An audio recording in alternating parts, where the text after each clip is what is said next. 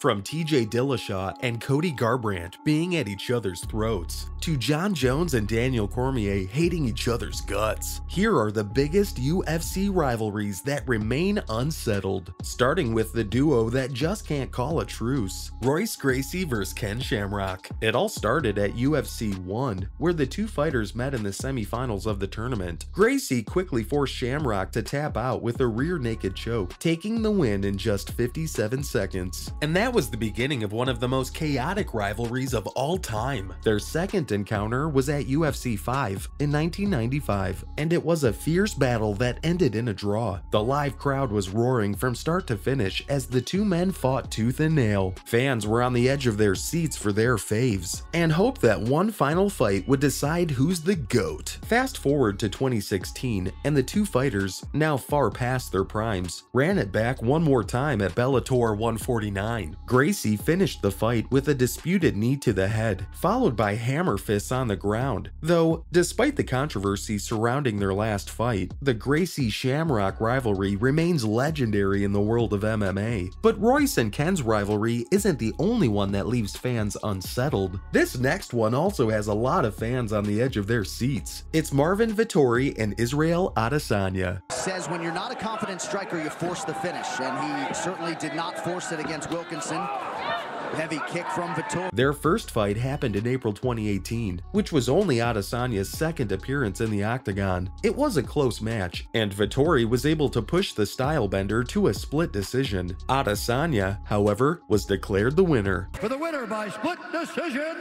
Israel, the last stylebender, Adesanya. Their second fight happened in June 2021, 3 years after their first meeting. By this time, Adesanya was the middleweight champ, and Vettori had worked his way up to become the 5th-ranked contender. Izzy won this fight too, but Vettori lasted the distance and made it a tough fight. But here's the tea. The undisputed UFC middleweight champion of the world.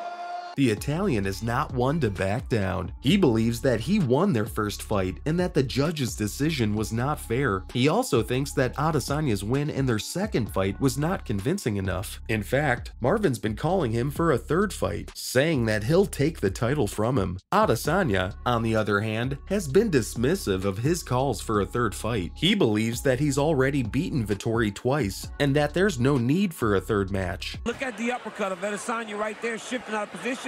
Then from feigning over and over again, he landed an elbow over the top. But the fans are divided on this. Some believe that Vettori deserves another shot at the title, while others think that the stylebender should move on. Things have been pretty heated between these two, with Marvin even saying that Israel fights like a bitch. Yikes! All in all, the rivalry between Adesanya and Vettori has been intense, and it's not over yet. But theirs is not the only rivalry that has got us all amped. Jorge Masvidal and Colby Covington also have a lot of unresolved bad blood. Okay, so let me spill the tea on Masvidal and Covington's beef. These two used to be tight. They were roommates and besties. But as soon as Covington started getting closer to a welterweight title shot, things got sour. Both of them have fought for the 170-pound title, but they couldn't snatch it. Masvidal got his butt kicked twice by Kamaru Usman, the current pound-for-pound #1 fighter, losing one match by decision and another by knockout. Now, Covington wants to fight Masvidal again, and he's going to be his coach on The Ultimate Fighter before the big showdown. Covington said, "I just want to be locked in a cage with Jorge Street Judas Masvidal more than I want anything in the world." He also thinks that his opponent needs to be punished for all the things he said about Colby. Jeez. Covington is calling Masvidal all sorts of names, saying he's a fake, a clown, and a Judas. He's even claiming that he's going to take 5 years off his life in the cage. He finally beat Masvidal at UFC 272, but these two still can't stand each other. Colby Chaos Covington.